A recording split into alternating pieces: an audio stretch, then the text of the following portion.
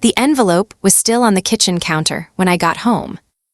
Right where I'd left it that morning, untouched, unnoticed, just sitting there next to a dirty coffee mug that nobody had bothered to rinse. Inside that envelope was a birthday card.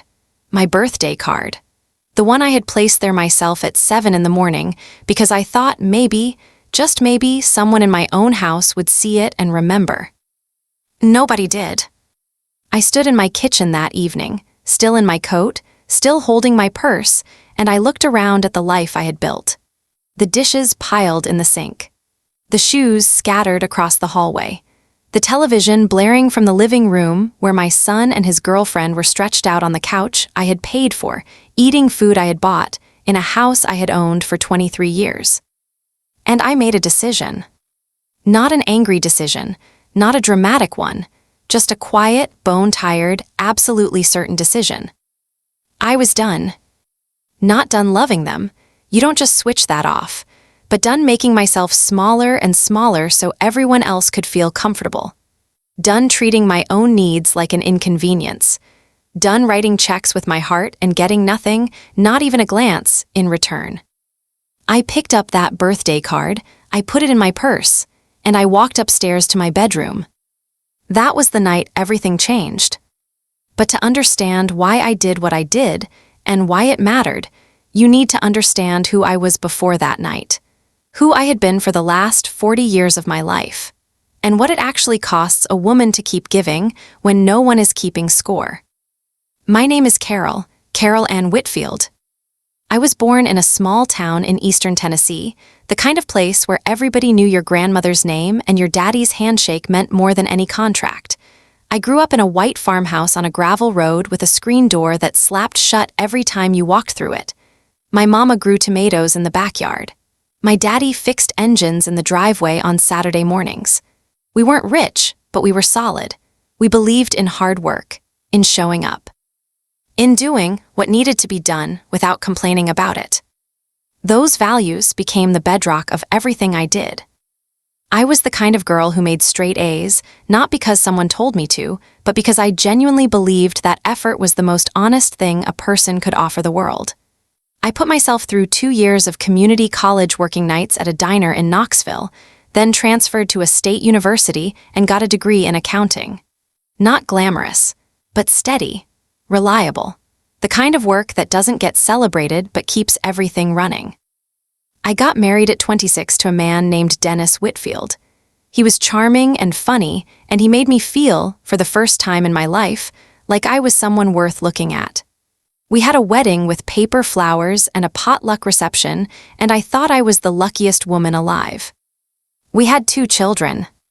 Our daughter, Melissa, came first. She was born on a Tuesday morning in late October, and the second I held her, I understood what people meant when they said your heart lives outside your body. She had my mother's dark eyes and Dennis's stubborn chin, and she screamed so loud the nurses laughed. I loved her so fiercely it almost scared me. 3 years later came our son, Ryan, quieter than his sister from the start. Serious. The kind of little boy who lined his toy trucks up in perfect rows and got upset when anything was out of order. He was tender underneath all that seriousness, though. He used to bring me dandelions from the yard like they were roses. He'd hold my hand in the grocery store long past the age when most boys stopped doing that. I adored both of them with every cell in my body. Dennis and I bought our house on Clover Hill Road when Ryan was still a baby. 4 bedrooms, a big backyard, a kitchen with yellow curtains that I sewed myself. It needed work. The floors were scratched and the guest bathroom had old tile that belonged in 1972, but it was ours. We painted every room together. We planted a maple tree in the front yard. We built a life there, one ordinary weekend at a time. And for a while, it was good. For a while. Dennis left when the kids were in middle school. I won't spend too long on this part because it's not really the center of this story. But it matters, because the way he left and what he left behind shaped everything that came after. He didn't leave for another woman, though that would have almost been easier to understand. He left because he said he felt stuck, said he needed to find himself. said he loved me but wasn't in love with me anymore, and that staying would only hurt us both in the long run. He moved into an apartment across town. He started a landscaping business. He seemed lighter almost immediately, like dropping our family had relieved some great pressure in his chest. I filed the paperwork, I kept the house, I got the kids. On weekdays and he got weekends, though half the time he'd call to cancel because he had a job or a trip or something that came up. The kids learned quickly not to count on him. So they counted on me. And I, being who I am, being the woman my mother raised, I counted on myself. I worked full-time as a bookkeeper for a regional construction company. I made decent money, not spectacular, but enough. Enough to keep the mortgage paid. Enough to keep the lights on and the refrigerator full. Enough to buy Melissa new cleats when she made the soccer team and to register Ryan for the robotics club he talked about for 3 weeks straight. I did their homework with them at the kitchen table. I drove them to birthday parties and dentist appointments and school plays. I braided Melissa's hair before picture day. I sat in the bleachers in February cold watching Ryan's science Olympiad competitions. I packed their lunches and washed their clothes and stayed up until midnight when one of them was sick, a cool cloth on their forehead, telling them stories until they fell back asleep. I gave everything I had. Every drop. I told myself that was just what being a mother meant. I told myself it was enough to know they were okay. I told myself I wasn't sacrificing, I was investing. One day, they'd understand. One day, they'd look back and see everything I had done for them, and they'd feel it the way I needed them to feel it. I just didn't realize one day was never going to come.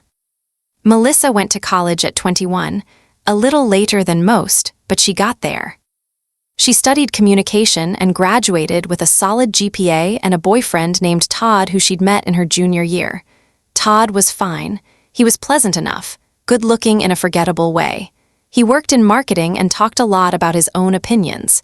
He never remembered my name correctly for the first 6 months, kept calling me Karen. I corrected him 4 times. After that, I stopped.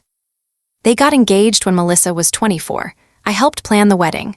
I don't mean I offered opinions, I mean I planned it. I researched venues. I made spreadsheets. I addressed invitations by hand because Melissa said calligraphy was too expensive. I spent $1,200 on a dress that I thought was beautiful and that Melissa told me was a little much. I bought it anyway. It was my money. It was my daughter's wedding. I was allowed to wear something that made me feel lovely. Wasn't I? The wedding was beautiful. Everything went smoothly. Melissa cried at the altar in the way that makes everyone else cry too, and I sat in the front row thinking my heart was going to burst from how proud I was of her.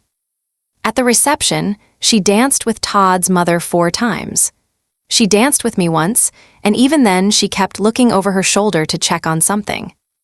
I told myself I was being too sensitive. Ryan, meanwhile, had taken a different path. He'd done 2 years of college, decided it wasn't for him, and moved back home at 21 to figure things out. I understood that. I did. The world had changed since I was young. Not everyone's path was a straight line. I told him he could stay as long as he needed. I didn't charge him rent. I didn't set conditions. I just let him be. That was my first mistake. Figuring things out turned into 3 years. 3 years of Ryan sleeping until noon, working part-time at a sporting goods store, playing video games until 2 in the morning with the volume just loud enough that I could hear it through the ceiling. He was kind to me mostly, still sweet in his way. We'd have coffee together some mornings and talk about nothing important, and I'd think, well, at least we have this. At least I haven't lost him. Then he met Jade. Jade was 23 when Ryan brought her home. She had long red hair and tattoos up her left arm, and she talked constantly, loudly, about things she felt strongly about and things she didn't understand very well. She wasn't mean to me, not at first. She was just present, aggressively, occupyingly present. Within 2 months of meeting Ryan, she had moved into his bedroom.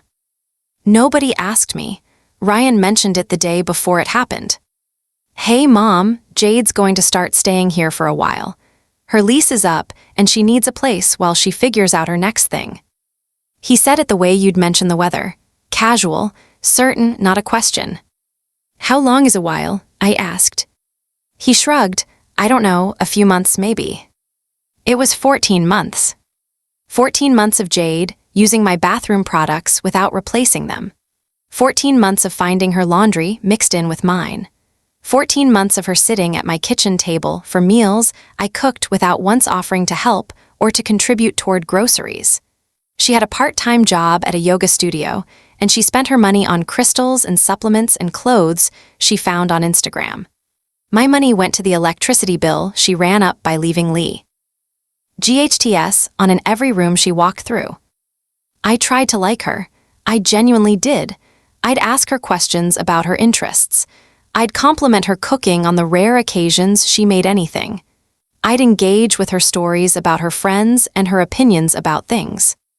But she never once asked about me. Not once, not in 14 months, not my job, not my past, not what I'd been through, not what I liked or hoped for or dreamed about.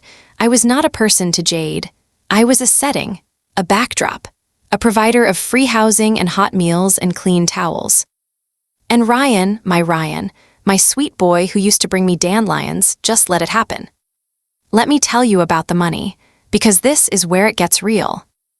I was not a wealthy woman, but over 20 years of disciplined saving and careful living, I had accumulated what I considered a respectable nest egg. I had my retirement account. I had my house, mostly paid off. I had a small but consistent investment portfolio that I'd started with a financial advisor after Dennis left and never stopped contributing to. I had built financial security out of nothing, by myself, one careful decision at a time. And I had been quietly, steadily, consistently watching it drain away. It started small, the way these things always do. Ryan's car broke down when he was 22. He didn't have the money to fix it. I paid $1,400, no discussion of repayment. He said thank you, and I said of course, because what was I supposed to say? Then Melissa called from her apartment. This was before Todd, before the wedding, and her furnace had broken and her landlord was taking forever, and it was February in Ohio and she couldn't wait. I paid for the repair. $800. Then Ryan needed new tires. Then Melissa needed help with her security deposit when she moved into a nicer apartment. Then Ryan's medical bill came. He'd broken his wrist playing basketball and his insurance had lapsed, and somehow, inevitably, I was the solution. Each thing on its own was manageable. Understandable, even, life happens. People need help. That's what family does. But there was no reciprocity, no memory, no gratitude that lasted longer than the moment the crisis was solved.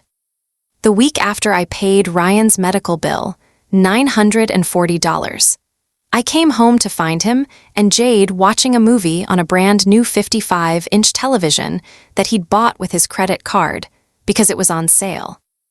I stood in the doorway of the living room looking at that television. Then I looked at Ryan. He was eating popcorn. "Hey, Mom," he said, "you eaten yet? There's leftover pasta in the fridge." I had made that pasta. I had bought those groceries. I had paid that medical bill. And he was telling me about my own leftovers like he was doing me a favor. I said, "Thanks, hun," and I went upstairs. I sat on the edge of my bed, and I did some math in my head. In the past 4 years, I had given my children, directly, in cash or bills paid on their behalf, just over $18,000. $18,000. And the total amount either of them had contributed to my life in any measurable way, financially, logistically, emotionally, was approximately nothing. I didn't cry that night. I was past the point of crying about it. What I felt was something colder and more clarifying than sadness. I felt like a fool. That Christmas, Melissa and Todd came to stay for 4 days. I cooked for 2 days before they arrived. I deep cleaned the guest room. I bought the specific brand of coffee Todd preferred because Melissa had mentioned it once, months ago, and I had written it down like a small personal devotion. They arrived on the 23rd. Todd shook my hand at the door and said, "Good to see you, Karen." 3 years, still Karen. I let it go. The next 4 days were like a master class in invisibility. They were in my house. They ate my food, watched my television, used my hot water until it ran cold in the mornings. They were perfectly pleasant. They said please and thank you, but they talked to each other, texted on their phones, made plans for the next day like I wasn't there. I would come into a room and conversations wouldn't pause to include me. I would say something at dinner, and it would be acknowledged with a small "meh," and then the conversation would flow right back around me like water around a stone. On Christmas Eve, after dinner, I was alone in the kitchen washing dishes. The kitchen opened into the living room where Melissa and Todd and Ryan and Jade were all sitting together, laughing at something on Todd's phone. I could hear them clearly. I stood there with my hands in hot water, watching suds drift across the sink, listening to my children laugh with their partners in my house, and I realized I hadn't been laughed with, not genuinely included in something joyful, in a very long time. I couldn't tell you exactly when I had become furniture. But I knew, standing there, that it had. Happened, gradually and then completely. I finished the dishes, dried my hands, walked into the living room and said, "Who wants cocoa?" 4 faces looked up, 4 smiles, 4 yes please-es. And I went back into the kitchen to make it. Because that was what I did. I kept giving, I kept serving. I kept making cocoa for people who didn't notice the woman holding the mug. But something was shifting inside me. Slowly. The way the light changes in late afternoon, you don't see it happen, but at some point you look up and everything is different. I need to tell you about Margaret. Margaret Cho, not the comedian, just a woman with the same name, was my coworker and eventually my closest friend. She was Korean American, 61 years old, sharp as a tack, and she had absolutely zero patience for people who took her for granted. She'd been widowed young, raised her 2 kids alone, and somewhere along the way had developed a kind of fearless clarity about what she would and would not tolerate. She was everything I wanted to be. We started going to lunch together every Thursday, and over time those lunches became the place where I told the truth. Not the careful, edited truth I told everyone else. The real truth. The version that included being lonely in my own house, being invisible at my own table, being tired in a way that sleep didn't fix. Margaret listened without interrupting. She was very good at that. And then, when I was done, she'd say exactly what she thought. One Thursday in February, it was cold, the kind of gray February day that makes you feel like winter has been going on for 100 years. I told her about my birthday. About the card on the counter. About coming home to find it exactly where I'd left it. About standing in my kitchen, still in my coat, and realizing no one in my house had remembered that it was my birthday. Margaret put down her fork. "Carol," she said. "I know," I said. "No," she said, "I don't think you do." She looked at me for a long moment. "What would happen," she said slowly, "if you stopped?" "Stopped what?" "Paying, cooking, planning, fixing, all of it." She tilted her head. "What would actually happen?" I thought about it. "They'd struggle," I said. "They'd survive," she said. "The difference matters." She wasn't wrong. "They've never had to think about you," she said, "because you've never made them. Every time they needed something, you appeared like magic, like a vending machine." She picked her fork back up. "You've trained them, honey. You trained them to take you for granted. But here's the thing about training." She pointed her fork at me. "You can untrain." I didn't say anything. I stared at my soup. "I'm not saying cut them off forever," she said. "I'm saying stop making yourself invisible. Stop anticipating every need before they even feel it. Make them notice you. And the first step to being noticed is to stop doing things that make it easy for people to look right through you." I drove home from that lunch in silence. Her words sat in the car with me like a third passenger. Stop making it easy to look right through you. 3 weeks after that lunch with Margaret, I found the receipts. I had been going through some paperwork. I kept a filing system in my home office, organized by year and category, when I found a folder that wasn't mine. It had been tucked behind my utility folder, Ryan's handwriting on the tab, MISC. I shouldn't have looked, maybe, but I looked. Inside were credit card statements, 3 of them, in Ryan's name, balances I hadn't known existed. But that wasn't what stopped my heart. What stopped my heart was the secondary card user listed on 2 of the accounts. My name. I was listed as an authorized user on 2 of Ryan's credit cards. Cards I had never applied for. Cards I had never agreed to. Cards that, apparently, Ryan had opened using my information, my social security number, my credit history, my financial identity, without telling me. The combined balance on those 2 cards was $11,400. I sat at my desk for a long time. The heat came on, then off. The house settled around me. Outside, a car went past on Clover Hill Road. Ordinary, unremarkable sounds of an ordinary afternoon. $11,400. My credit, my name, my future. And my son had used them like a resource he hadn't bothered to ask permission for. I thought about all the times he'd come to me in the past 2 years saying he was a little short this month. All the times I'd handed over a couple $100 thinking I was helping. I hadn't been supplementing his income. I had been supplementing his other debts. The ones he'd hidden from me. I closed the folder. I put it back exactly where I'd found it. I went downstairs to the kitchen and stood at the window looking out at the maple tree in the front yard, the one Dennis and I had planted when Ryan was a baby, and I breathed. In and out. In and out. Then I called. Margaret. How bad? She asked when I told her. Bad enough, I said, bad enough to change everything. The next morning, I did something I should have done years ago. I called my financial advisor, a man named Gary Pratt who I'd worked with for 15 years and who had never once told me anything except the honest truth about money. I explained what I'd found. I told him about the credit cards. I told him, for the first time out loud, the full picture, the $18,000 over 4 years, the cards, the housing, the groceries, all of it.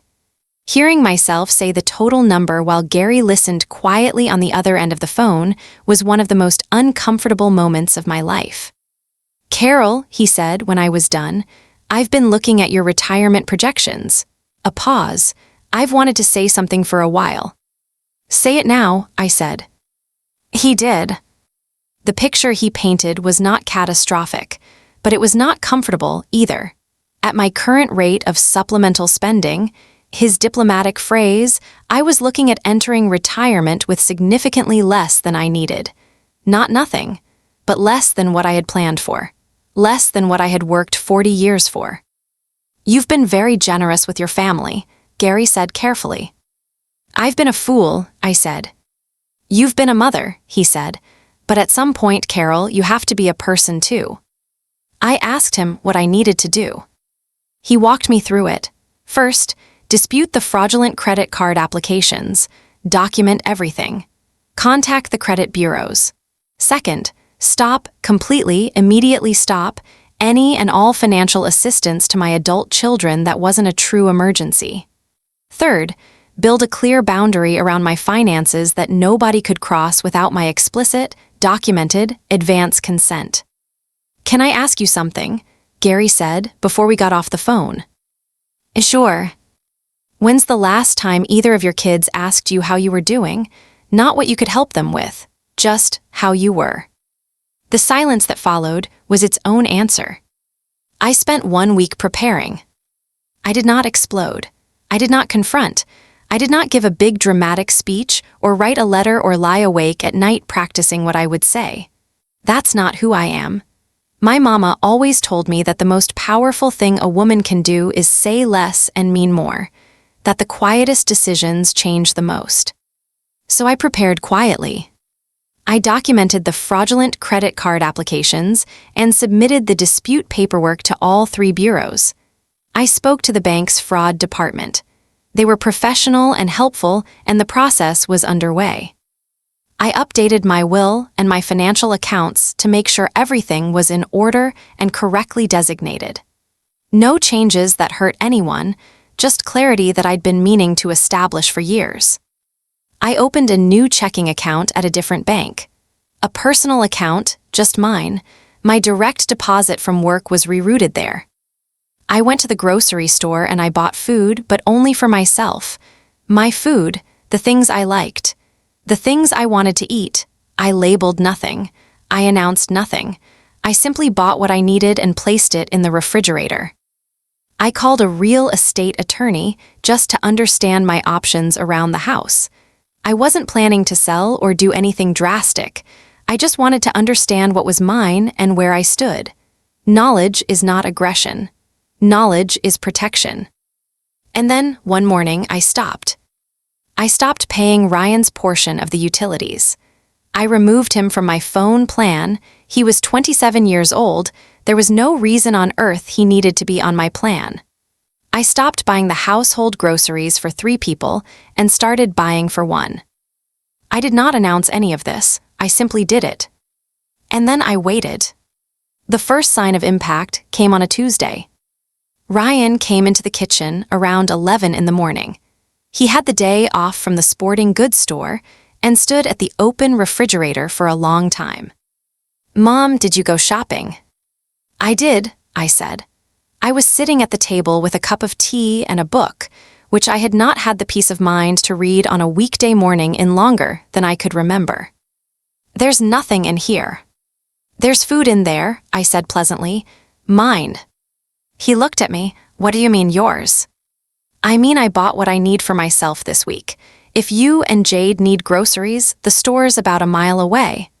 I smiled at him, the genuine kind.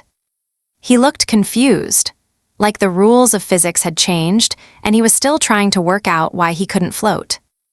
"Are you mad about something?" "Not at all," I said, and I meant it. I wasn't mad. I was done with mad. Done is quieter than mad. "Okay," he said slowly. He closed the refrigerator. He stood there for a moment, then he went back upstairs. I turned a page in my book. It was the most peaceful Tuesday morning I'd had in years. By day 3, Jade started noticing. She came downstairs on Thursday evening and found me cooking dinner. Just for one, a small chicken breast, roasted vegetables, a glass of white wine. My kitchen smelled like rosemary and garlic and something I can only describe as mine. "What's for dinner?" Jade asked. "For me, chicken," I said. She looked at the pan, at my single plate set out on the counter, at me.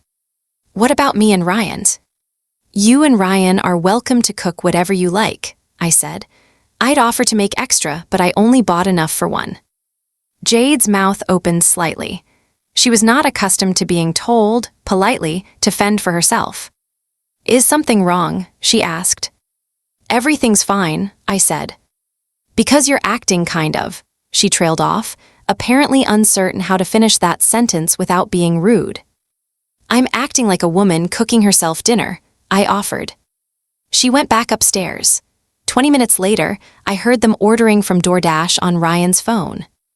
DoorDash, on a Thursday night, not 2 blocks from a perfectly good grocery store. I ate my chicken and my vegetables at my kitchen table, and I thought, I've been subsidizing people who would rather order takeout than cook a meal. I drank my wine slowly. I felt something I hadn't felt in a long time. Myself. Day 5, Friday, I was at work. My cell phone buzzed at 10:30. Melissa. I let it go to voicemail. Not because I was ignoring her, I wasn't, but because I was in the middle of a reconciliation and I don't take personal calls during work hours. I'm professional that way, always have been. I called her back at lunch. "Mom, what's going on?" Her voice was taut, not worried about you taut, annoyed taut. "What do you mean?" "Ryan texted me and said you're not buying groceries anymore, and you took him off your phone plan?" A pause. "Are you having some kind of problem?" I set my sandwich down. What kind of problem do you think I'd be having? I don't know, that's why I'm asking. He said you're being really weird. Weird? My son was hiding credit cards opened in my name, living rent-free in my house for 3 years, and I was the one being weird. I'm not having any problems, I said. I'm just restructuring some things. Restructuring what? My finances, my time, the way I run my household. Simple words, clear words. A long pause. Did something happen? Did something happen? Oh, Melissa, something happened years ago. It happened so slowly you could only see it if you looked backward. It happened in $18,000 and an October birthday left on a kitchen counter. Nothing happened, I said. I'm just taking better care of myself. How are you and Todd? She answered that question briefly and then circled back. Are you mad at Ryan about something? We'll talk when we talk, I said. I'm at work, hun. I'll call you this weekend. I hung up and finished my sandwich. 2 minutes later, Margaret appeared in my office doorway with a coffee. You're doing it, she said. I'm doing it, I said. She raised her coffee in a small salute. About time. By the end of the second week, Ryan asked if we could talk. He knocked on my bedroom door on a Sunday afternoon. He was showered and dressed, not in sweatpants, which was notable, and he had that expression on his face that I recognized from childhood. The look that meant he'd rehearsed what he was going to say. Can we talk? Sure, I put down my book. Sit down. He sat on the edge of the armchair in the corner of my room, the one where I read in the mornings when the light comes through the east window. He looked around the room like he was seeing it for the first time. Maybe he was. I feel like something's going on, he said, with you, and I want to understand. I studied my son, 27 years old, still the boy who brought me dandelions, still the boy who had my mother's stubbornness and his father's restlessness, and his own particular brand of quiet sweetness that I would never stop loving. And also, the person whose name was on 2 credit cards that bore mine. Something is going on, I said. I've been doing some thinking. About what? About me, I said. About what I need. About what this household has been like for the past few years. About the future. He nodded slowly. He was listening, really listening. I noticed that. It had been a long time since I'd seen it. Ryan, I said, I found the folder. A beat of silence. He knew which folder. I watched the color shift in his face, the slight tightening around his eyes, the way he sat up a little straighter as if bracing for something. Imam. Let me finish, I said quietly. I found the credit card statements, the accounts that have my name on them, the accounts I never agreed to. I kept my voice steady, not cold, not theatrical, just steady. I want to understand what happened, not because I'm planning to yell at you or kick you out tonight, but because I need to understand how my own son thought this was okay. The silence that followed was the longest silence I've ever sat in. And then Ryan started to cry. I won't tell you that what he said made everything okay. It didn't. But I'll tell you that he told me the truth. I believe that because I know my son, and I know the difference between the face he wears when he's performing and the face he wears when he's broken open. He had been in debt. Serious, spiraling, stupid debt that had started with a loan to a friend that was never repaid, that had grown through bad decisions and worse ones, that had gotten to a point where he was ashamed to tell me because he knew how hard I worked for my financial stability. He knew what it would mean to me. And so instead of coming to me honestly, he had panicked and made it worse. He'd opened the cards without telling me because some part of his panicked, ashamed brain had told him he'd fix it before I ever noticed. He had not fixed it. Why didn't you just tell me? I asked. Because you work so hard, he said, and because I didn't want you to see me as a failure. Ryan, I looked at him for a long moment. I've seen you fail at things your whole life. I've watched you fall off that bike and fail that math test and lose that job, and I have never once, not once, thought of you as a failure. I thought of you as a person who was learning. My voice stayed level. But you did something I cannot explain away as learning. You used my name, my credit, my financial identity, without asking, that is not a mistake. That is a choice that affects my future. He was very quiet. I'm not saying this to hurt you, I said. I'm saying it because it needs to be said.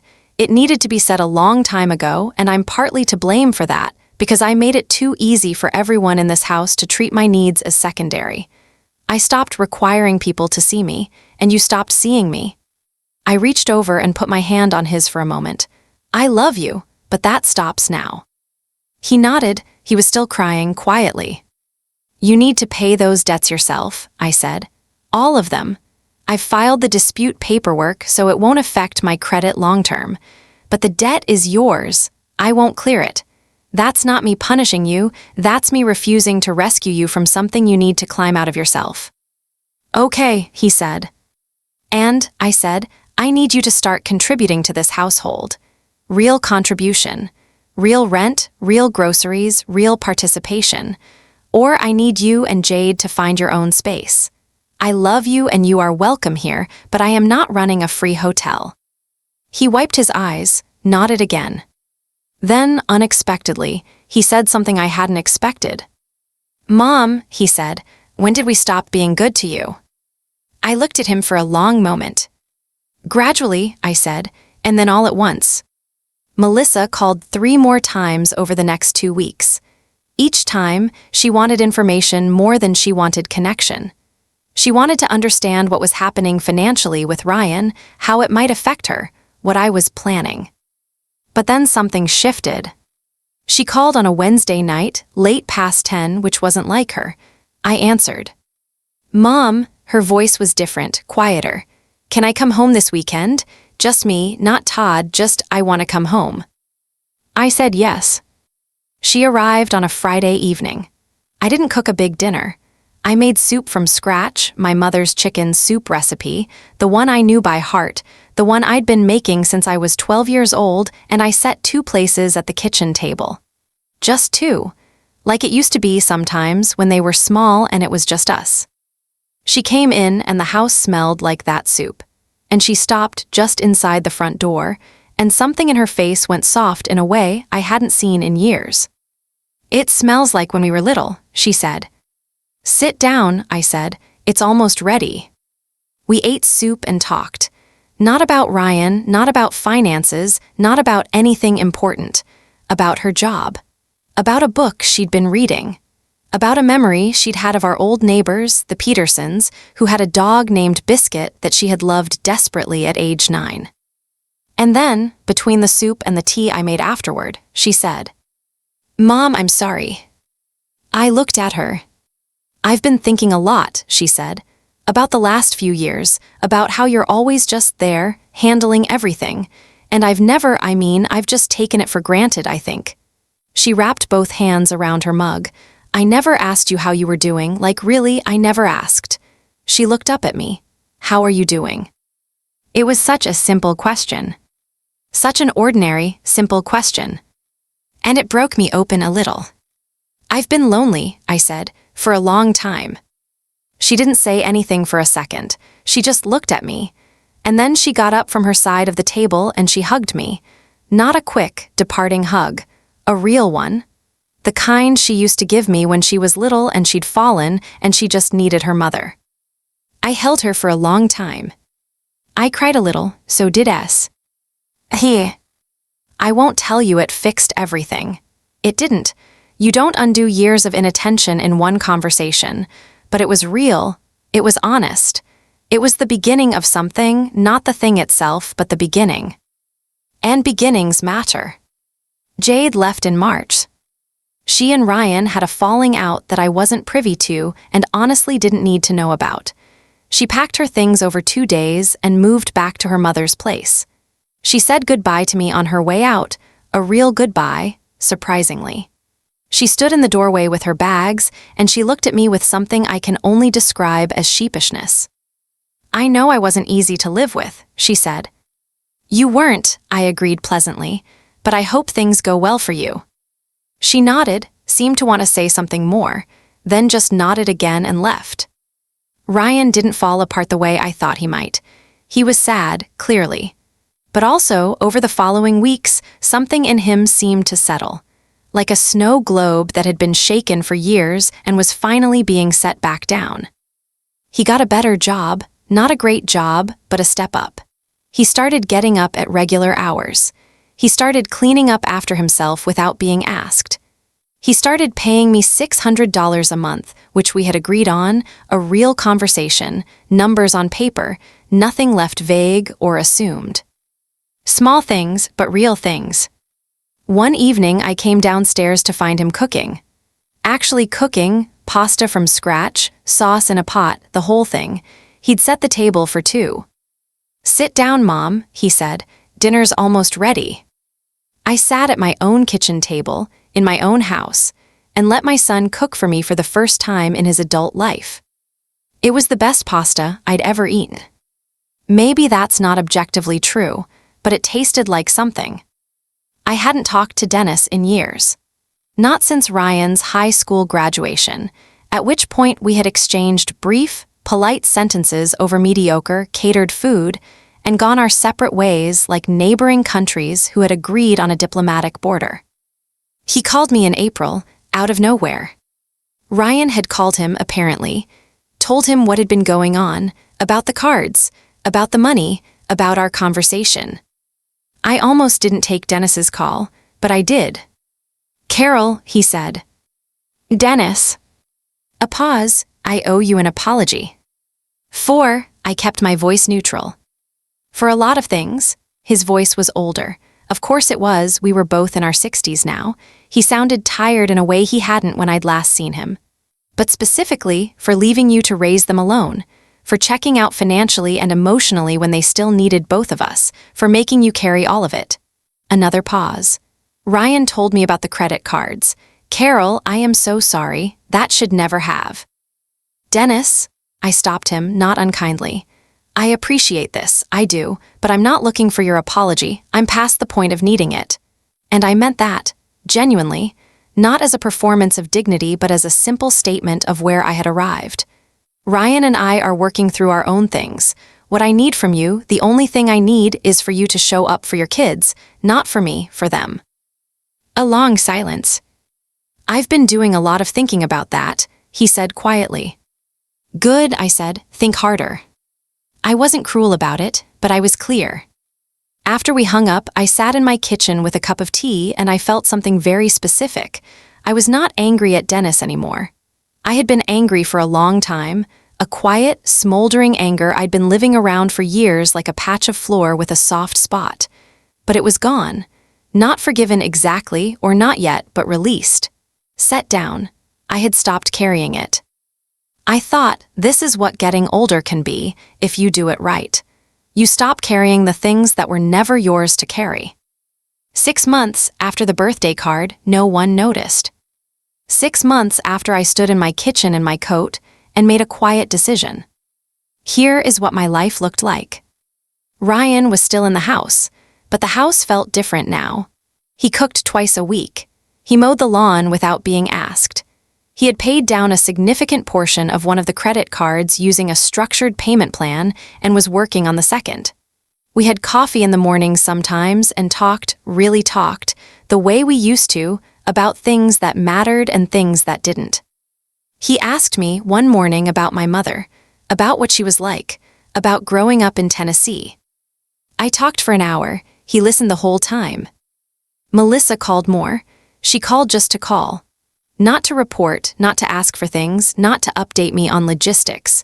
She called to tell me about her day or ask about mine. She came home for a weekend in May, and we drove to the farmer's market together and ate lunch outside at a little cafe and talked about everything and nothing, and I thought, there she is. There's my girl. I've been missing her. She was still there. She'd never gone anywhere. I just hadn't required her to show up, and she'd taken the easy path of not doing so. That was on me as much as it was on her. Accountability goes in all directions. My finances were stabilizing. Gary Pratt called me in May with numbers that looked better than they had in years. Not because I'd earned more, but because I'd stopped hemorrhaging. The ship had stopped taking on water. Now it could move forward. I joined a book club. A real one, with real women, who met at each other's houses on the third Thursday of every month and drank wine and argued about novels and laughed too loud. I hadn't laughed too loud in a decade. I started taking walks in the mornings, early, before the neighborhood woke up. Just me and the birds and the light coming up pink over the houses on Clover Hill Road. The maple tree in my front yard was starting to bud. It would be 60 years old in a few more decades. Long after I was gone, it would still be there. I found that thought comforting, for reasons I couldn't entirely explain. I want to tell you what I've learned, not as a lecture, just as a woman who has been through something and come out the other side of it with some things that feel true. I know now that love does not mean endless sacrifice. That giving is not the same as loving. That you can be the most generous person in the room and still be the loneliest person at the table. I know that the people who love you should want to see you, not just what you can provide, not just the solved problems and the stocked refrigerators and the paid bills. They should want to see you, your face, your history, your tired mornings and your small joys and the things that make you laugh too loud at book club. If they don't, it is not always malice. Sometimes it is just habit. The comfortable, invisible habit of taking someone for granted. Habits can be broken. I have seen that in Melissa and Ryan, the breaking happening in real time, not perfectly, but genuinely. But habits only break when you make them visible. And habits of neglect only become visible when the person being neglected stops, hiding them under a layer of cheerful self-sufficiency. I had been hiding, for years, hiding my loneliness under competence, hiding my need to be seen under an endless willingness to provide. I had made it so easy to overlook me that overlooking me had become the default. And then I had felt bitter about being overlooked, as if I hadn't built the architecture of my own invisibility brick by careful brick. That was my part, I own it. What I did not cause, did not deserve, and should not have tolerated, the financial exploitation, the credit cards, the assumption that my resources were community property, that I will never explain away or absorb as my fault. Some things are not yours to carry, and it is not coldness to set them down. It is survival. And I know this. The moment I stopped managing everyone else's comfort and started managing my own life, the moment I stopped trying to be seen by making myself useful and simply was seen in all my ordinary, specific, actual personhood, things shifted. Slowly. Imperfectly. But truly. My kids didn't love me less when I stopped solving their problems. They loved me more honestly. Because for the first time, they were encountering the real me. Not the function, not the service, not the vending machine Margaret had so perfectly named, but the woman. The 62-year-old woman with a book club and morning walks and a mother's recipe for chicken soup and a maple tree she planted 30 years ago and a very definite opinion about the quality of her own life. That woman has always been worth knowing. It just took a stopped check and a birthday card left on the counter for the people who mattered to finally figure that out. My birthday came around again. 63 years old. October. My favorite month, with the cold coming in and the leaves going gold and the light going that particular honeyed afternoon color that makes everything look like a memory. I woke up that morning and I lay in bed for a while. I could hear someone moving in the kitchen downstairs, the smell of coffee, the clink of mugs. I came downstairs in my robe. Ryan was standing at the kitchen counter. He had made coffee and he had made eggs, scrambled, the way I like them, and there was toast, and there was a small plate with one of those grocery store birthday cakes, the circular kind with the white frosting and the flower decorations, sitting in the center of the table. There was a card next to it. Melissa was on video call on Ryan's tablet, propped up against the fruit bowl, her face taking up the whole screen. She was still in her pajamas. She had clearly called in early just to be there. "Happy birthday, Mom," Ryan said. "Happy birthday," Melissa called from the tablet. I stood in the doorway of my kitchen, and I looked at the eggs, and the coffee, and the cake, and the card, and my daughter's face on a screen, and my son standing there with this expression thaw. T was nervous and eager and fond all at once. The way he used to look when he was small, and he'd made something for me at school and wanted to know if it was good. "Sit down," he said. "The eggs are getting cold." I sat down. I picked up the card. It was one of those simple ones, blank inside, with a painting of autumn leaves on the front. Ryan had written inside in his careful, slightly cramped handwriting, "Mom, thank you for not giving up on us, even when we made it hard. You taught us what real love looks like, even when we weren't paying attention. We see you. We love you. Happy birthday." Below that, in different ink, clearly added later via photo on Melissa's end, what he said, "I love you, Mom. I'm sorry I made you wait so long to hear it." I set the card down. I looked at my eggs, at my coffee, at the maple tree visible through the kitchen window, its leaves just beginning to turn. Ryan sat down across from me. Melissa watched from the screen. Nobody said anything for a moment. Then I picked up my fork and I started to eat. "The eggs are good," I said. Ryan exhaled. "Yeah." "Yeah," I looked at him. 63 years old, sitting at my kitchen table on my birthday, eating eggs my son cooked for me. Really good. We had breakfast together. All three of us in our imperfect, still becoming way. Not a perfect family, no family is. Not a healed family exactly, because healing isn't a destination you arrive at, it's a direction you keep walking in. But a real one. Present, honest, trying. It was enough. More than enough. It was everything.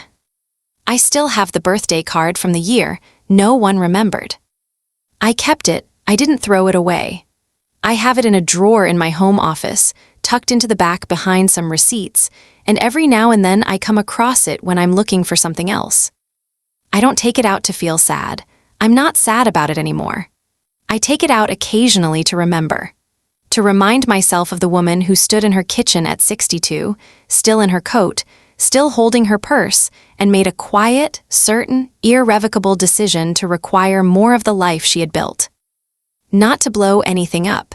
Not to punish anyone. Not out of anger, but out of a kind of self-respect so long deferred it had almost become unrecognizable. I keep it to remember what almost wasn't, the life I almost stayed in, the woman I almost stayed as. And then I put it back, and I close the drawer, and I go back to my book, or my walk, or my coffee with my son, or my book club where we laugh too loud. I go back to my life. The one I was always allowed to have. The one I finally chose.